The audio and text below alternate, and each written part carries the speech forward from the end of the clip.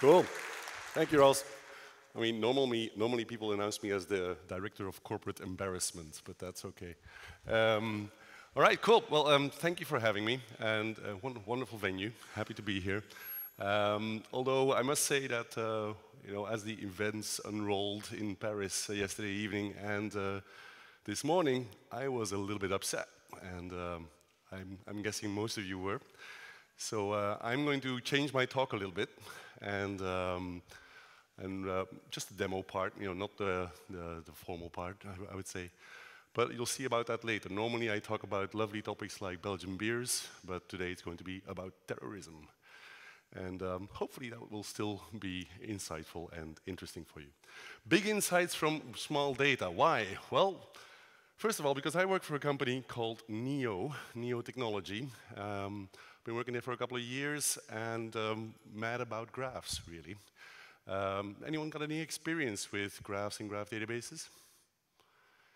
Couple of modest hands going up there, yeah, okay. So for most of you, I'm hoping that this will be a little bit of a new topic because I'm going to try and introduce the topic to you in the next couple of minutes. We'll talk a little bit about graph databases. Why? Because graph databases is really a very hot topic these days in the world of data, right? When we talk about graph databases, there's a couple of things that you should know. The first thing is we're not talking about charts, right? We're talking about graphs, which is a very different thing. Graphs are networks. It's a mathematical term for networks, right? And it's been around for a very, very long time. It's been around since the 18th century when Euler, I'm guessing you remember him from some of your math studies, basically solved a problem using a new kind of theory, graph theory, which was essentially a pathfinding problem. If you want to look it up later, it was the 7 bridges of Königsberg, really interesting problem, where Euler basically mathematically proved that you couldn't take an Eulerian walk across a city, right?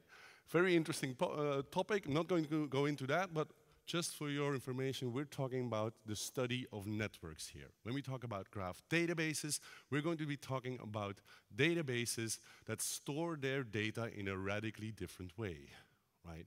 No more tables, right? We're talking about databases that store their data as a network, as a graph, right?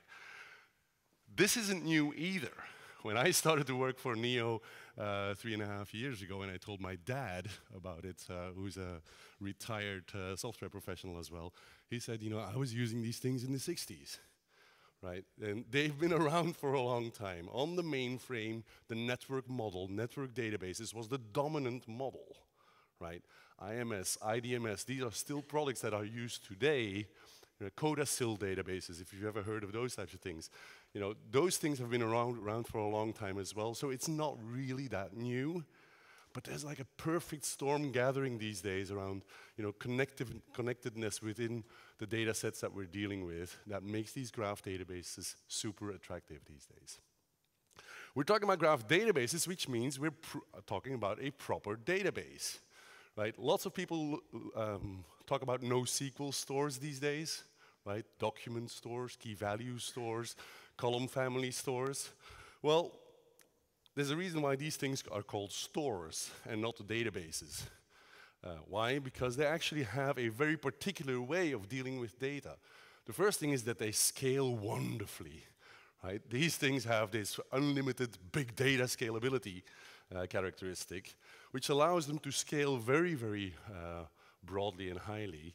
But one of the reasons why they do it is because they give up on transactionality, right? They basically say, we're going to be eventually consistent, right? I always think about Manuel from Fawlty Towers. Eventually. Eventually consistent, right? No, this is not what we're doing with graph databases. With graph databases, we want to be ACID. We want to be atomic, consistent, isolated, and the P escapes me, the D escapes me, durable, excuse me, right? So it's a properly ACID database, just like you expect from your relational databases, and we're going to be dealing with data as a graph, right? What does that mean? Well, the first thing is that it's a radically different model, right? So no more tables. I was talking about that earlier. Well, the model for storing data in a graph database is what we call the property graph. The property graph is something that looks like this, right?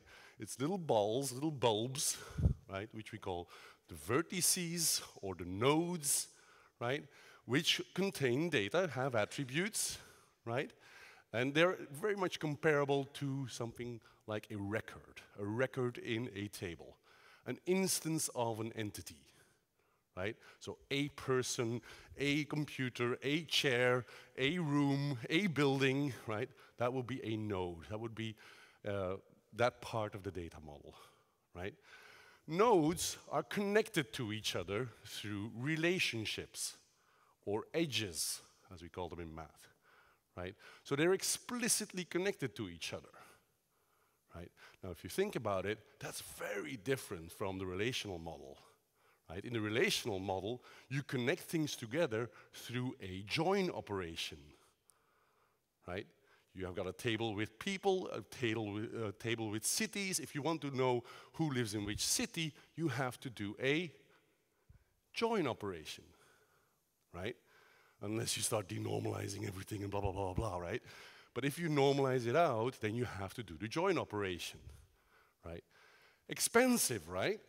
Join operations can be expensive. Just one operation, that's fine, right? But if you do, 5 or 10 or 100 join operations in one query, good luck to you, right? So that's very different in the property graph. In the property graph, things are explicitly connected to each other. It's already joined, right? So that basically means that joins become very, very cheap. Right? We'll talk a lot about that a little bit later, right? Why is this important? Well, the model, this property graph model, is actually a very natural way for people to deal with data, right? Graphs are everywhere. Network structures are everywhere. It's the way that people think about their world, basically, is very much a network way of thinking, right? Associations, relationships. It's very, very easy to sort of draw what you want to express in your data, and then immediately transfer that into your data model, right? You draw something up, right? You talk to a business user, you talk to someone who wants to develop a new application, and immediately you say, okay, now I'm going to take that whiteboard sketch, and that's what I'm going to store. I don't need to have this elaborate, data modeling experience that really transforms everything and makes it so incomprehensible for the business user. No, I can just store what I see, right? What you draw is what you store. Witty whiz, right? So that's how I sort of talk about that, because the model is very, very rich and expressive, and it allows people to do a lot more with their data.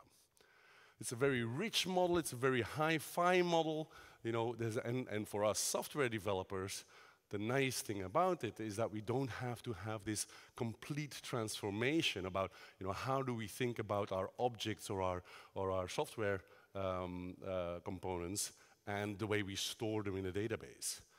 Things like object relational mapping, I don't know if people have been using those types of technologies in their professional lives. I need to be careful because this thing is sliding down. Push it to the top, see where it ends. Things like object relational mapping, right? Which essentially are big chunks of software that map your objects to your relational database, right? And which introduce a lot of complexity and bugs and whatever, in performance problems in many software applications. That type of transformation, it typically isn't necessary anymore.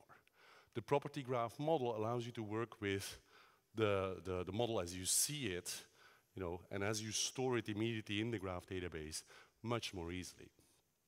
So that's the first thing I think I'd like you to remember about graph databases. It's the model. It's the property graph model and the way it nicely represents what you want to do in your software in a very, very easy to understand way, right? Nice. Okay. Well, but the second reason why people typically seem to be flocking to these graph databases is, raw performance. I was hinting at it a little bit earlier. Joins are expensive. Join operations can be expensive. Why? Because essentially you have to calculate a product. You have to calculate a product between matrices. The more matrices you add, the more complex the calculation, the more fun your CPU is going to have, right? Or not. When you don't need to do that anymore, right? When the relationship, the edge between two nodes, is actually becoming the pre-calculated, explicitly stored result of a join operation, then joins become really cheap. And that's super interesting for lots and lots of applications. Essentially what graph databases do is, the way they are implemented, at least the way Neo4j is implemented, a join operation becomes a pointer chase. Right? It's basically the node and the relationship know about their neighbors, they know the pointers down to disk of their neighbors, and you can actually hop from one node to the next node extremely fast. On a little laptop like mine here, you can do about 2 million join operations per second. Well, I should say pointer chases per second, right? Because you're not doing the join operation anymore. You're doing the join operation at write time.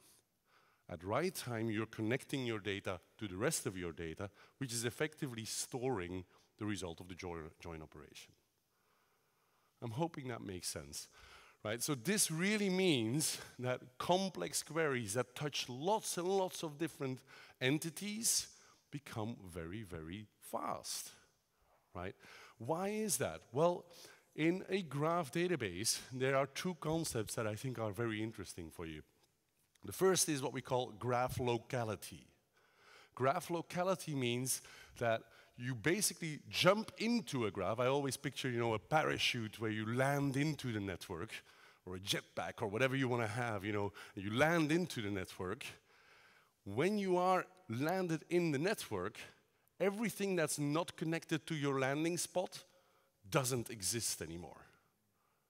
Right? So you're local, you're in that part of the network, right? That is super interesting, right? Because immediately, even in a billion node database, you can cut out 999 million of those nodes because they're not interesting anymore.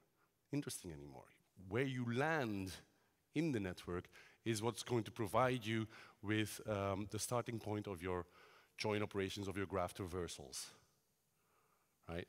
This is super interesting, and it's a big source of performance. Right? It actually helps you assure that queries that you're running on a graph databases, they are not dependent anymore on the dataset size. Right? They are local. They are part of a specific part of the network. Why is it that they can run around so quickly on the database, right, traverse the database so quickly?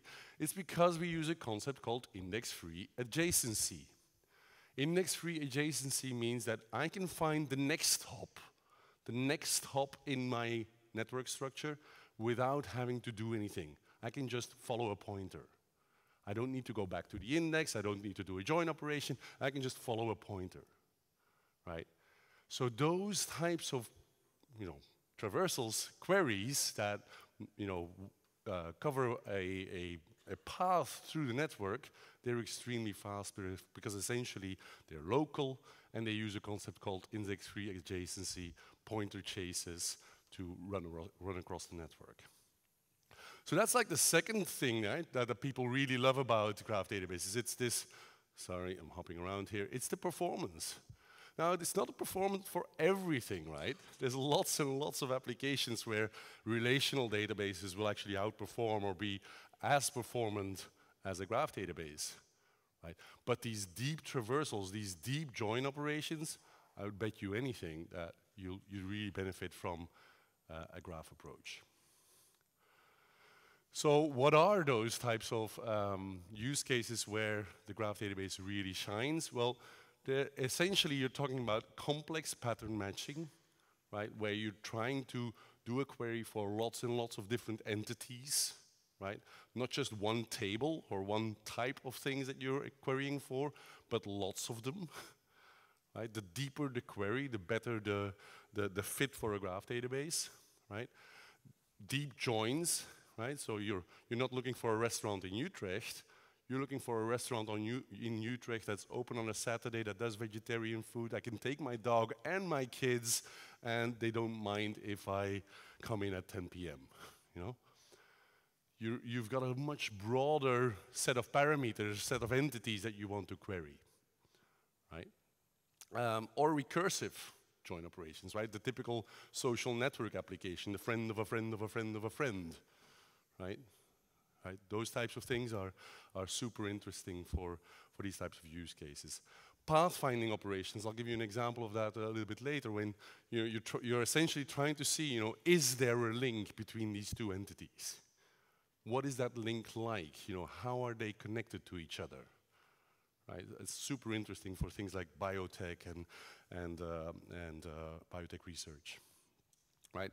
So the use cases that we see most often with Neo4j users are things like real-time recommendations. Why? Because products are typically networked. Right? If I'm buying paint, I should not forget the brush, and I will forget the plastic for the floor. Right? So I should have a recommendation that prevents me from doing that. Real-time recommendations, right? Not just, you know, batch-oriented. When I get, you know, a coupon for an Xbox when I've just bought a PlayStation, no, that we don't want that, right? So real-time recommendations, or, you know, the opposite of that, you know, real-time fraud detection. I recommend that you go to jail, right? It's a really good use case for graph databases. Why? Because fraud these days is networked as well. People talk about, or criminals commit fraud as a network very often. It's not the individual transaction that's fraudulent, it's the chain of transactions that's fraudulent.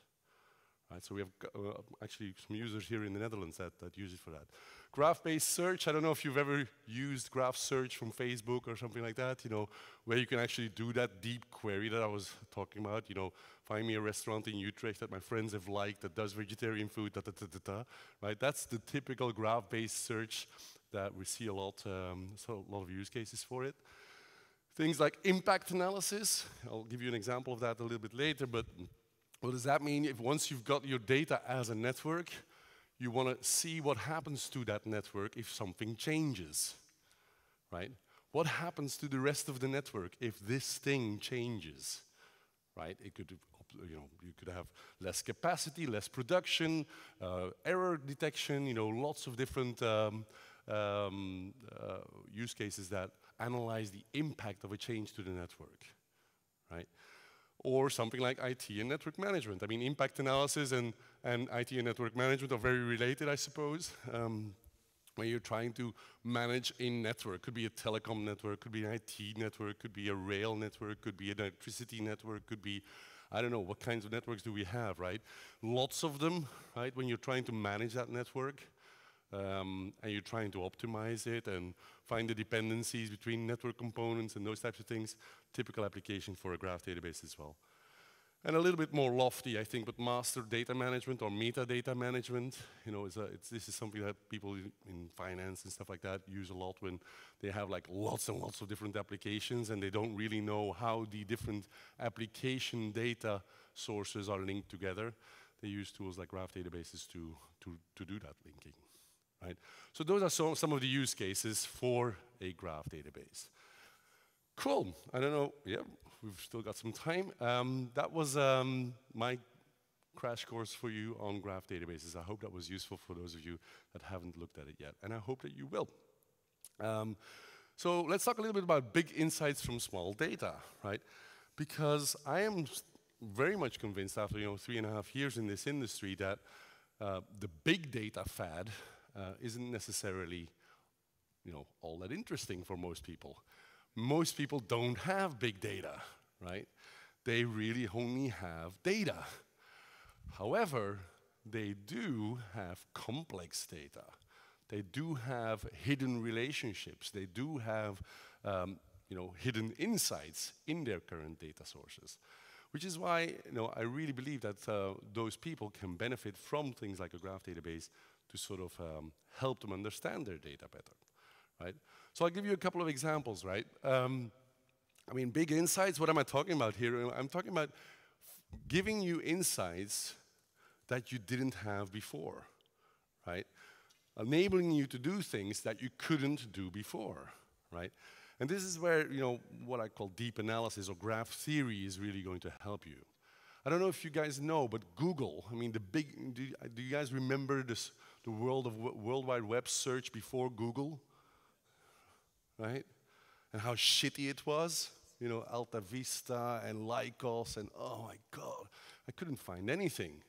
Right? Or it took you a long time to find anything. Why? Because it was full-text search-based.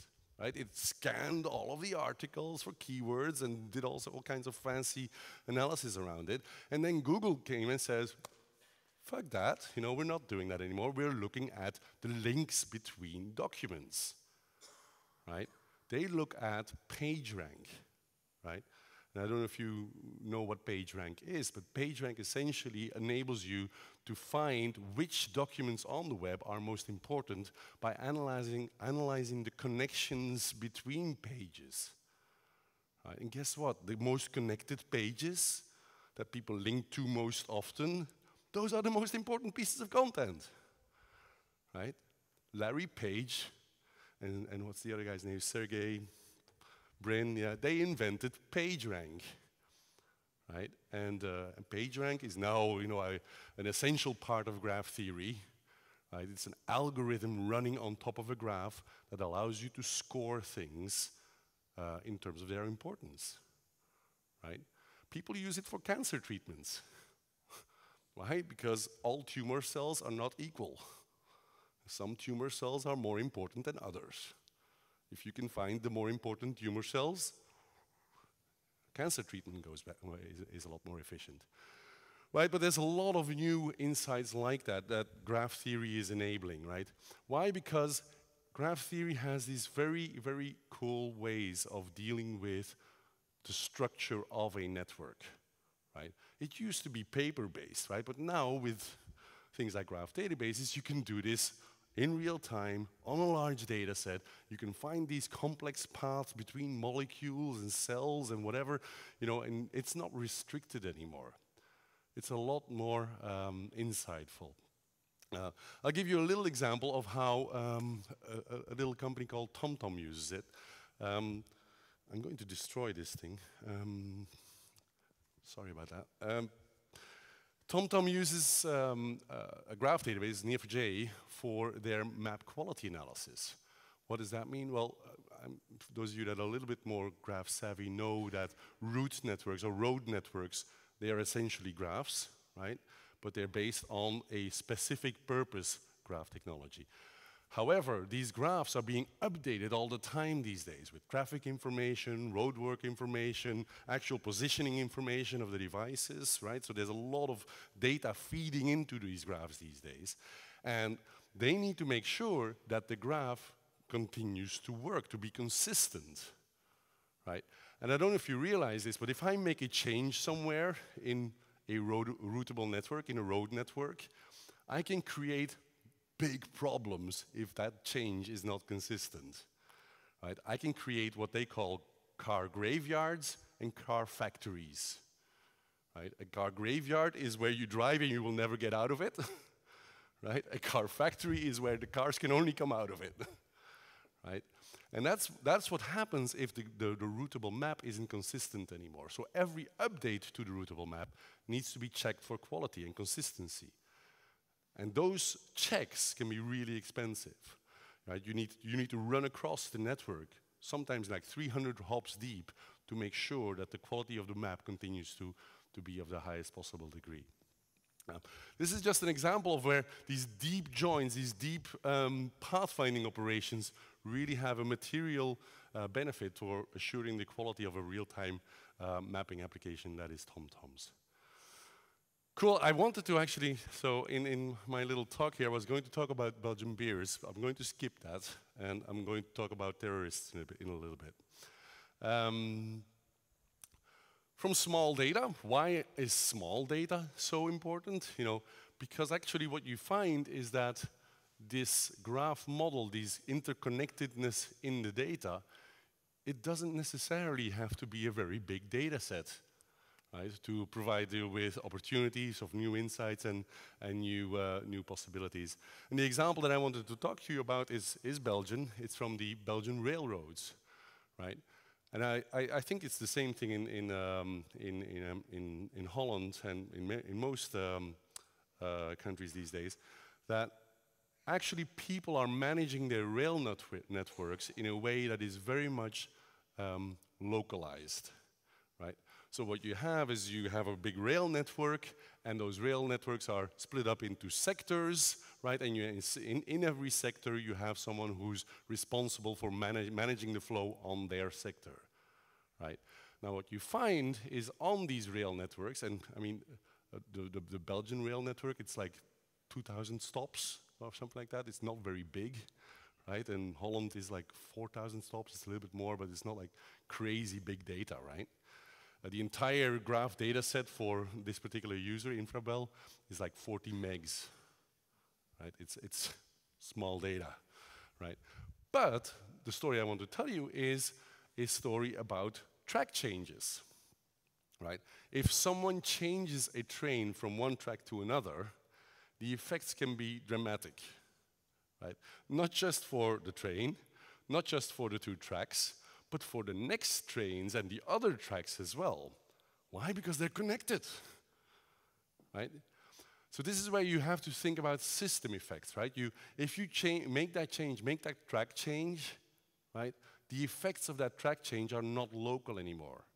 They're actually system-wide, right? So you need to analyze the impact of that track change on the entire system, right? Which is where a graph database really helps people to analyze all of those different scenarios, to offer different possibilities to the station managers that will allow them to choose the least disruptive track change. This is a really live application these days in Belgium. It's a very fancy one. It was one of the first, oh no, it's the only application that I know of that caused a strike in Belgium, a train strike. Cool. So I'd like to show you a little bit, right? So I'm not going to talk about beer. I'll talk a little bit about terrorists now. I've got a little database that I'd like to show you. And for those of you that are interested, I wrote about this on my blog a couple of months ago. Blog.bruggen.com, and it's basically what I did is I imported a data set from the University of Maryland, which is the global terrorist database, into Neo4j, and I did some stuff with it, some queries, some analysis, in the hope that I would understand this sad story of global terrorism a little bit better. This global terrorist database is a really interesting data set. It's online, you can play with it yourself, you can download it yourself as well. They have data on about 150,000 terrorist attacks since 1970. It's a global database, so they've got like lots and lots of data in there.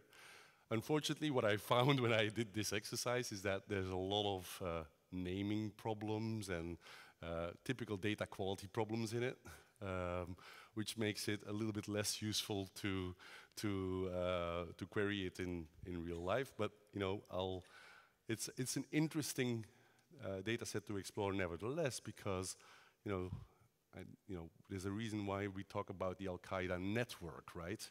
It's a network of people. There's a really interesting book by an American general, which is basically an American general that was stationed in Afghanistan, who transformed the American forces to become networks rather than troops. Because he basically says, I can't win if I'm not a network. To beat a network takes a network. It's a super interesting book. So anyway, I'm not going to go into too much detail here. What I've got here is a shiny new Neo4j database. Neo4j, by the way, if you want to play around with it, just go to neo4j.com, download it. This, what I'm using here is the Enterprise Edition, but there's a Community Edition that is free, not just open source, but it's free for you to use and play around with as well, and you can just do whatever you need to do with it. So here at the top, I can basically query the data set. Right, I've got some information about what's in here. There's some cities in here.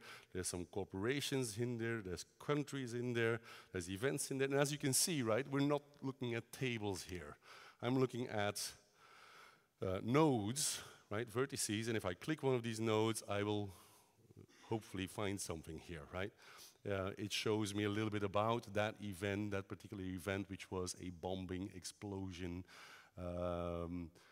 If I click this one, it will allow me to browse through the data as a network, right? So I can connect this thing to the next thing, to the next thing, to the next thing. If I was looking at Belgian beers here, this is perfect way to get beer recommendations. But that's not what we're looking at here. We're looking at terrorist data. So I've got a couple of queries here that are quite interesting, right? So if I have the events, the terrorist events that happened in Belgium, right? So these are the events that took place in Belgium. Look at what I wrote there at the top, right? So this is what we call a graph query or a cipher query, right? So what I'm doing is basically a join over 4 tables, right? The event table, they're not tables, but we're the equivalent of a join between events, cities, province, states, and countries. Right, so that way I can traverse from all the events all the way down to the country, which is called Belgium, and I'll return the c.name, which is this thing over there, right? c.name, that's the name of the country, and the ID of a particular event. If I want to know a little bit more here, I can say, okay, I want some additional properties from the event, like for example, the number of people killed, right? So I will get that back, and I will see that we don't have that many terrorist attacks in Belgium that are worth mentioning. Right, so I can look at that data and I can query it, but what you're doing is you're effectively hopping across the network. Right, so here's a couple of events that you might know, like for example the Oklahoma City bombing. Right, I can look at that event, I can see, okay, it was a bombing, it was in Oklahoma. Here you can see the data problems, right? So I've got 2 Oklahomas. Why is that? There was an individual involved. Who was that individual? Oh, there's a couple of things related to that. It quickly becomes a hairball, as you can see. So what else can I do? I can get some stats, some aggregations, right? So this is not a very graphic query, but I can look at, okay, give me the number of people killed in a particular event and the number of people wounded. Like for example, this is the sum of all the number of people killed and wounded in this data set. Right? So it's 302,000 people that have been killed by terrorism in the past 35 years. And I can have some more stats here. Like for example, I can find what I call the deadliest days. Right? Yesterday was probably one of them, but this was actually quite interesting to me. I don't know what you guys, do you guys know what happened on the 15th of June of 2014? Any 2 more minutes, yeah? Anyone? Okay, well, 1,689 people got killed that day. And you can basically drill into that a little bit here. What have I got here? Oh yes, that's this one. Right, so this is the event where so many people got killed. And the reason why no one knows about it is because this was in the World Cup. This was the World Cup was happening at the time. And the Islamic State basically abducted 1,500 people from a military camp in Tikrit, right? And they were all slaughtered.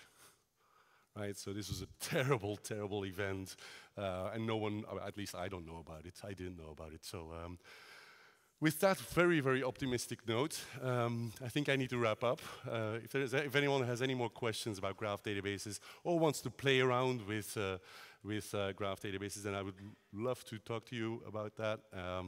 So many good things can happen from it. Take a look at Neo4j, visit my blog, whatever you want to do, and I hope to talk to you later.